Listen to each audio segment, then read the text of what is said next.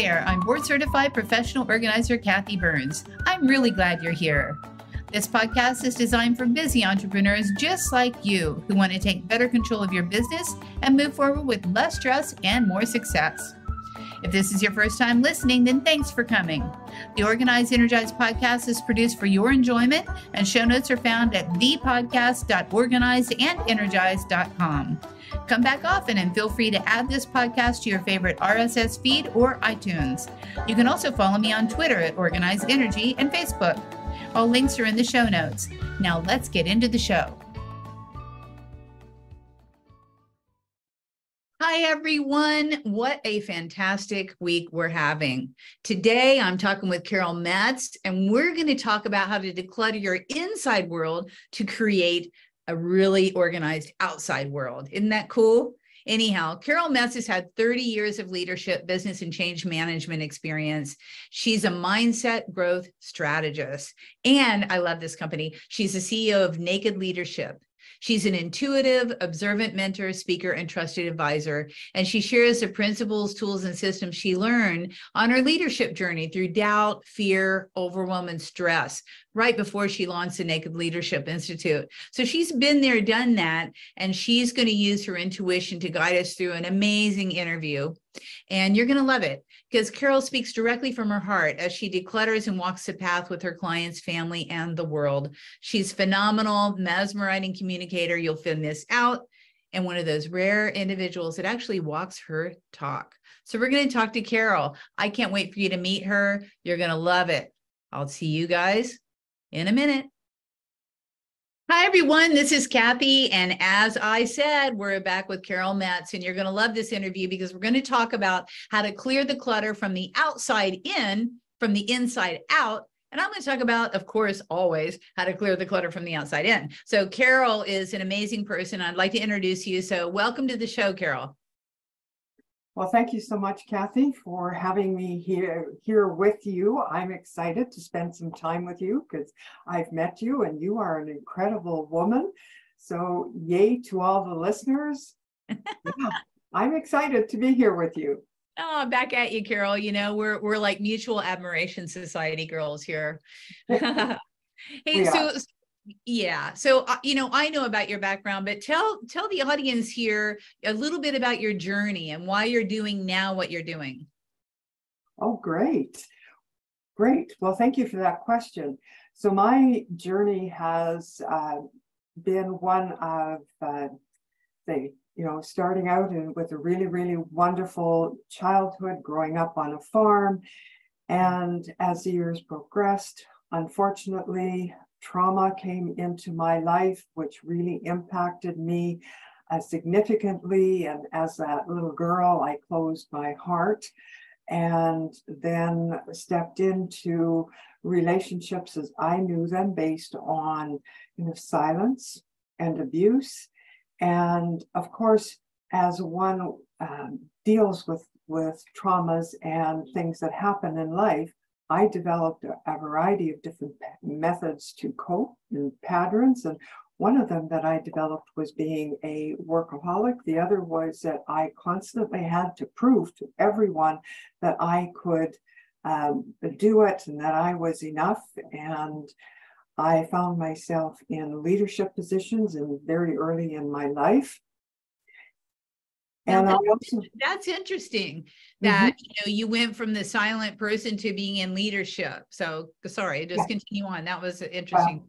Very interesting when I look at my life. And from there, I also stepped into a violence-filled marriage. The repeat pattern, right? Yes, a repeat pattern. The gift that I received out of that marriage was 4 beautiful children. And as well, then I ended up, raising my children on my own, which certainly was a struggle. However, I was very committed to raising them and ensuring that they had a good life. So I built my career and worked. And as well, I also made a commitment to myself that I would get an education So life was full. So talk about the workaholic, and talk about the pressures, and talk about the trauma that I had not dealt with. So one day that all came to a crashing crash, to crashing crash. I hit bottom, and I had burnt myself out so badly, Kathy, that I was like a ripe tomato being thrown at a wall, and I just splattered everywhere. Quite frankly, I didn't even remember my name. In the midst of all of that, though, I had made a commitment to myself. I would complete my thesis for my master's program. Holy smoke. You raised 4 kids as a single mom and got your master's? Yes. And work full-time, probably. Yes, and work full-time as well. Wow. And I don't know how I completed it. So obviously there was someone guiding me to help me complete it, but I did complete it.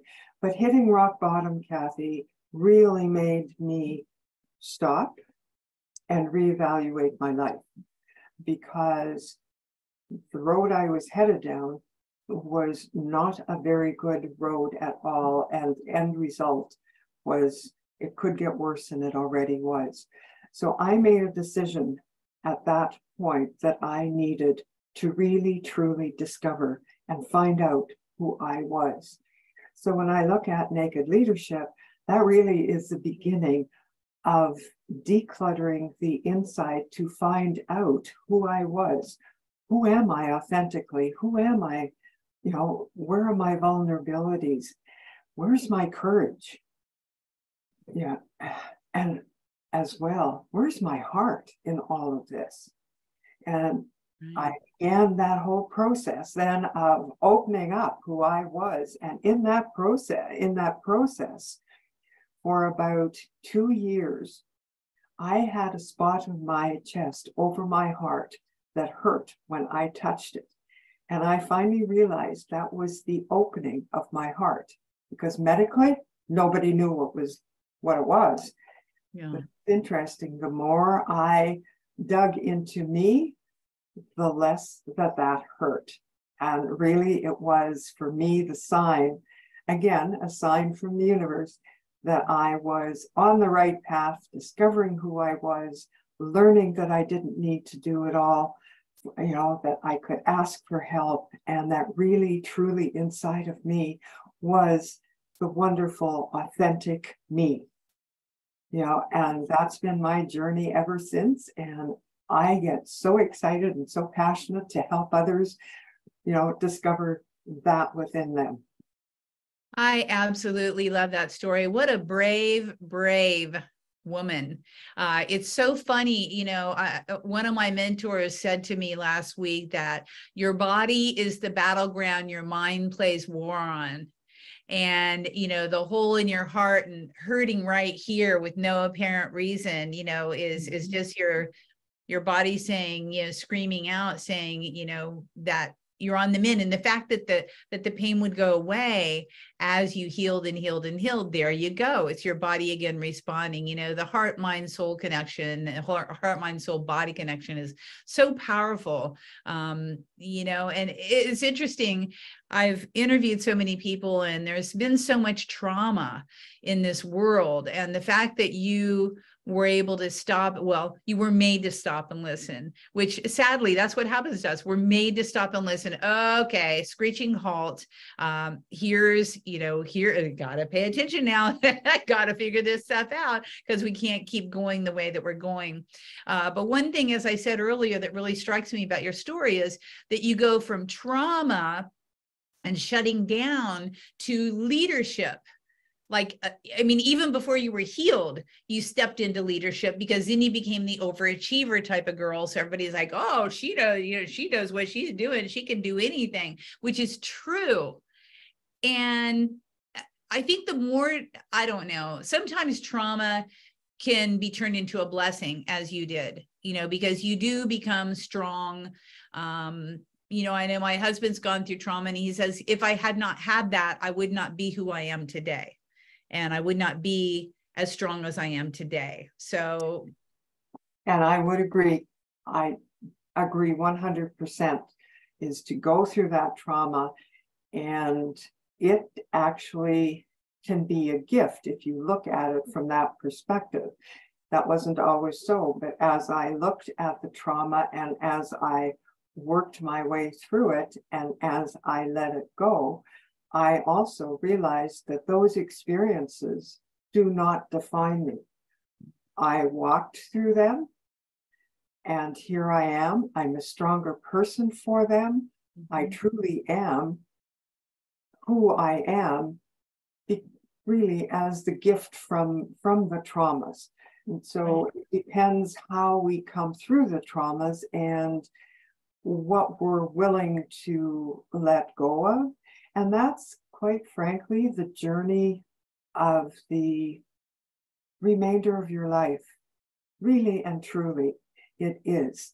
So, you know, again, and I encourage anyone and everyone listening that you can work through trauma. You can say goodbye now. I don't need you anymore.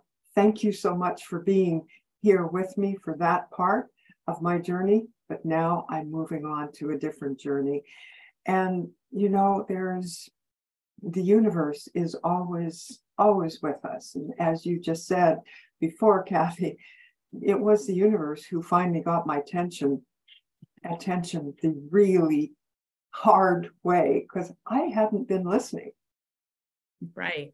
They'll just keep knocking you over the head until Yes. you're like, oh, what do you want? It's like, oh, I should pay attention now. You know, my body is failing, or my mind is failing, or, I feel like a tomato smashed against a wall. I mean, that's really, that's a really vivid image. Yeah. And I know that a lot of people have been there. And I think even if we haven't experienced huge trauma, it's all about letting go of the past anyhow. I mean, the past is only what we think of it, and our life is only our reaction to it. So, do we want to be in the present moment and get over all that crap in the past and move forward as you did? Now, I love Naked Leadership. I love that name for your company. How did that come about for you? Well, it was one day as I was letting go of experiences, it was just the word naked came through, and I thought, oh, well, yes, that's really what's going on inside of me. I'm clearing out, I'm letting go, and I'm becoming naked on the inside. And just as a qualifier, Kathy, when I talk about naked leadership, I always tell the audience they keep their clothes on. This is the inside, not the outside. That's funny. I hadn't even gone there, but I'm sure that people listening have. Yeah, we're going to strip down, girls, and we're going to get naked, and we're going to be leaders because we can embrace our full body. It's not about that. Oh, I totally get that. I think it was divine. And my original organizing consultancy was called Add Space to Your Life. And I know that that was a gift as well to me to name my company that, because that's what I knew made me who I was I was able to add space and not, stop. Add some space, get some clarity, figure out what do I want to do, when I grow up. And that's how I became an organizer. But the space for me was important. And I think the nakedness of you breaking down was important. So if any of you out there feel like you want a name for your company, listen to what your intuition says, because add space to your life, naked leadership, but then it resonates, and then you know what it really means. And when you know what your company means, the name means to you, I think that then you broadcast your pure intention out to the world of what you're doing with your company. It's why I changed my company to Organized and Energized, was during COVID. Because I needed some more energy around my business. And that's why I shifted. I'm like, am I crazy to rebrand myself? But at the same time, it's like, yeah, I need to get organized and energized myself. I need to bring that forth. I've added space to my life. Now let's get some energy into it. But I love the naked leadership. So talk enough about me. Sorry, I went off, but I think the words thing is so important. So talk to me, Carol, about what you do with the naked naked leadership, what people experience when they work with you? So when I work with people, and I do it in a variety of different ways. So certainly some is through programs, some is one-on-one coaching, and I also do consulting. So in the world of programs and coaching, what someone can expect as I work with them is that I am there as their guide. I am there as that individual that walks with them and helps them uncover that naked leader within. Because that's not my journey, it's their journey. So it's done through a narrative process of the client is coming to me with questions. And yes, we look at the situation, we look at what possibilities there might be that that the client identifies that would help them to move through the situation they're in. And then there's, we work with them through what I refer to as a shift program, which can be a mindset shift. And then we look at, with the client, what will work for the client to actually kind of lock that in and change the mindset or change a behavior. Now, in some ways it sounds simplistic, but quite frankly, it can be very involved. And for me, it is always the client experience, always. It's not about me. What I do with the client is I hold radical space and I'm a radical listener, because there's all sorts of things that I can pick up from a client. It's what they say. It's also not what they say. It's also their tone of voice. It's also how they pause between words. There's all sorts of nuances that come up, which I then get to question. And for example, on Saturday, I was talking, and this wasn't even a coaching session, but I was talking with someone who had given a presentation. And we were having a one-on-one. And I asked them about a comment that they had made in their presentation. And their eyes glazed over. They knew exactly what I was speaking about. And when their eyes glazed over, as I'm watching them, I said, "What's the resistance inside of you in regards to what you said?" And I could see some tears coming, and I said to them, "Okay, I understand. Give me a call. We'll talk more about it." But the point is, Kathy, as you, I'm sure, already know in your work, is, as you said earlier, the body-mind connection is very strong, and our body speaks without us even realizing that we are speaking. It is, it is sometimes shouting so loud that we aren't hearing it, because the answers are within us. And so for me, it really is being there with the client and walking them through. And I've just had some wonderful successes with clients. Where one client came back to me when we completed our time together and said, "Thank you so much for believing in me and believing in my dream. You're the first person in my life who never questioned my dream. You saw the possibilities in me and you kept moving me forward." So that is what I do. I take that into the work that I do, say as a consulting client as well, working with individuals to discover what it is that there is going on for them, that they're struggling in, say, engagement with the rest of their work team, or what has the team not engaging, and really bringing out from each one what's going on for them, and then finding that common ground in how they can move themselves forward. It's like an excavation of the mind, right? I do the excavation of the external environment. You excavate the mind, and what's that stuff back there that's happening? Yes. What story are you holding on to that perhaps isn't quite serving you? That's right. And sometimes the stories don't serve us because they're really old. Where are they from? And as you said earlier, it really is important that we live in the present. Mm-hmm. The stories are stories. They happened in the past. They no longer serve us, because here we are. Yeah. We have so much to give and contribute to ourselves, to our families, to the world, that standing in the stories and having them keep us stuck doesn't serve anybody, most of all us. And absolutely. I love the work that you do.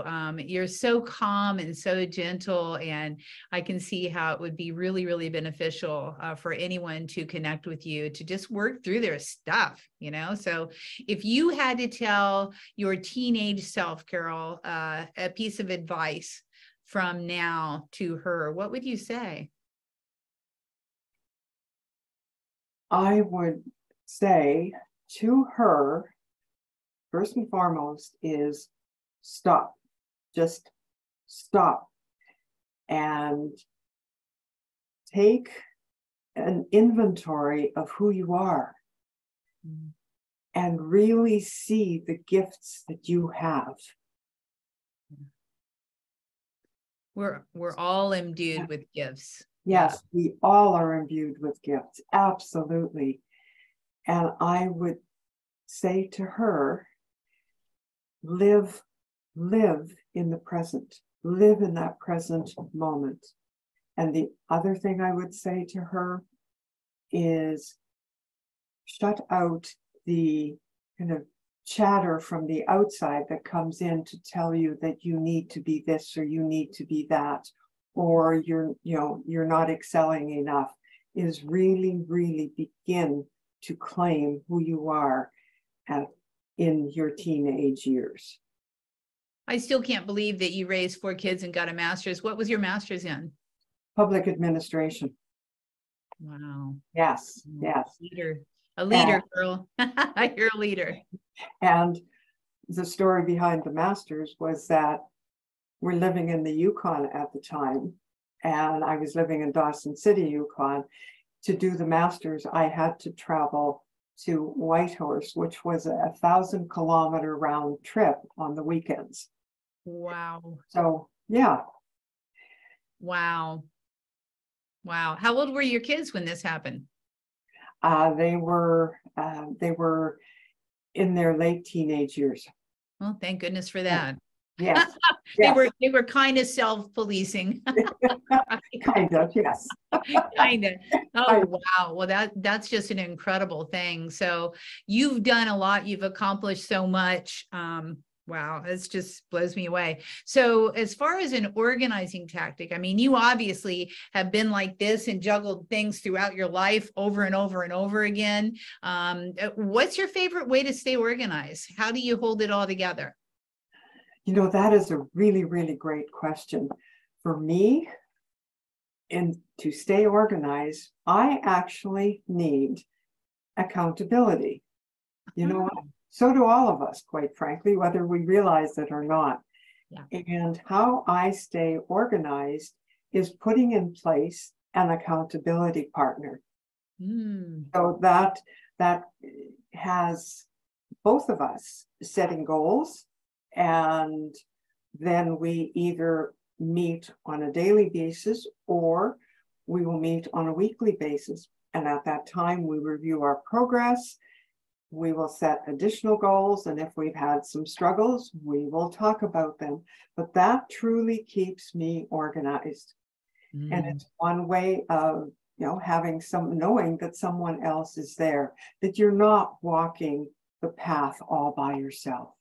Yeah. And we weren't ever intended to walk the path all by ourselves. I mean, our individually who we are is us, but quite frankly, we are about connections.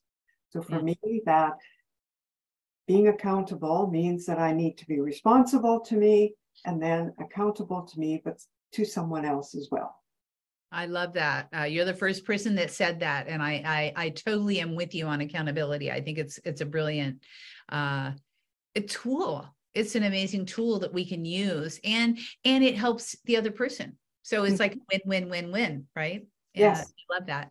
So whenever you reach a goal, whenever you make an accomplishment, I know in the past you probably accomplished and didn't really celebrate. What do you do now to celebrate whenever you reach a landmark or a goal that you've set for yourself?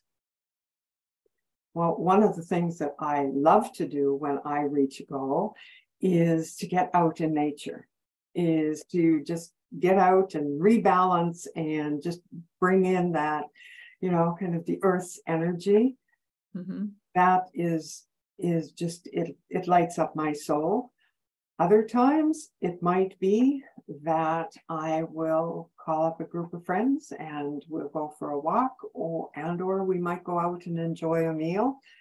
So it all depends. It's not just one thing, but generally it will involve people and it will involve nature.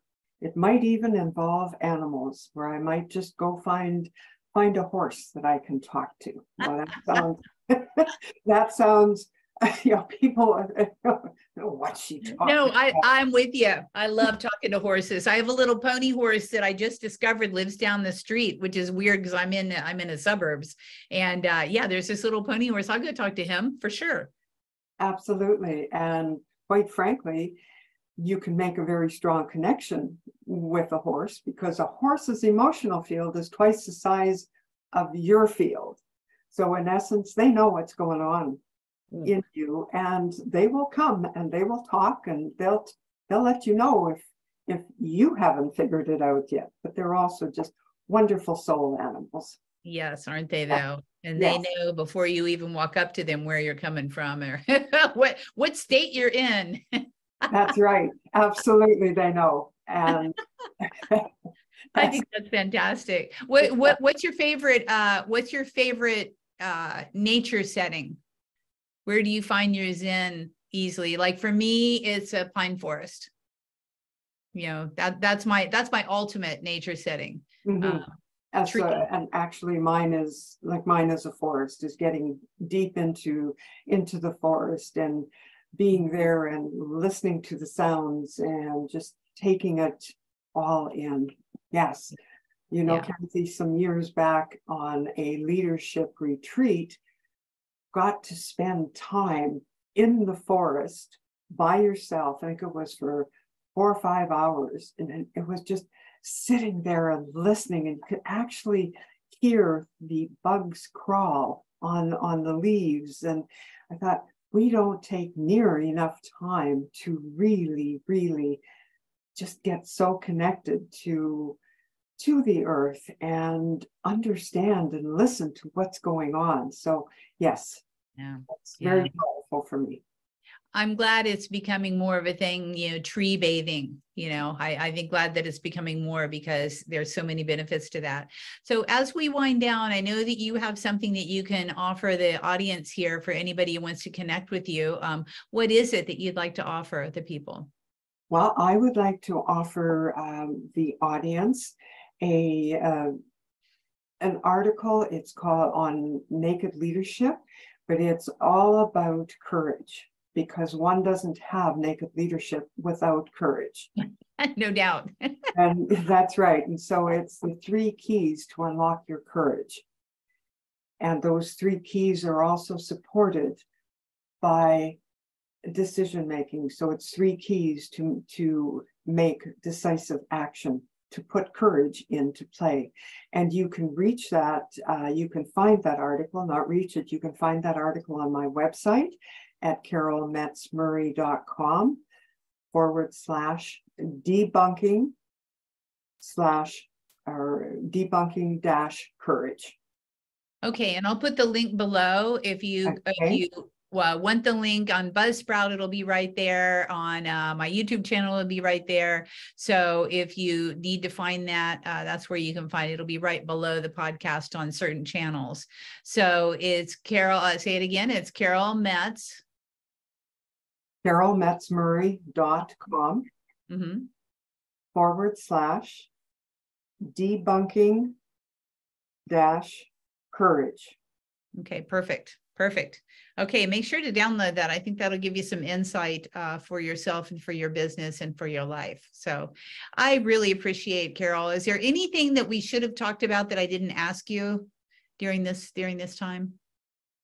Oh gosh, Kathy, we could talk for a long time in regards to you decluttering your environment and I decluttering helping others to declutter their inside environment.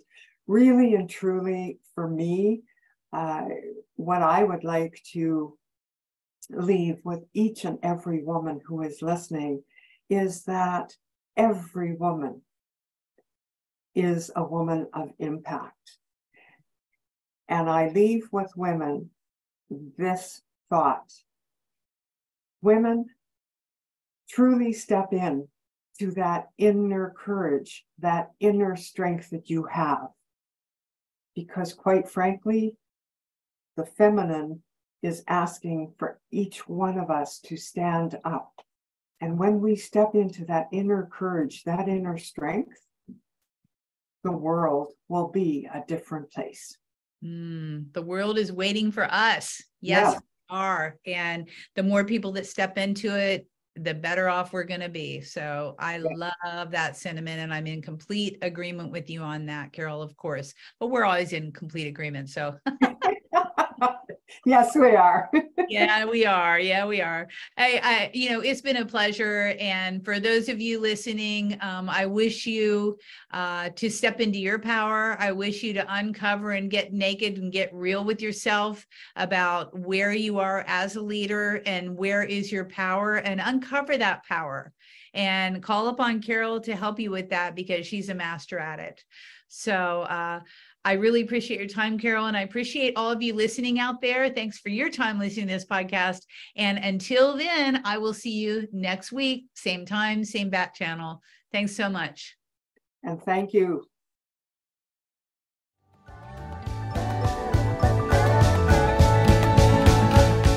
Hey, thanks for listening to this podcast. I hope you enjoyed this episode, and if you want to hear more, feel free to subscribe on the platform of your choice. Also, if you feel so inclined, I would truly appreciate a good rating from you to me. Have a stellar day.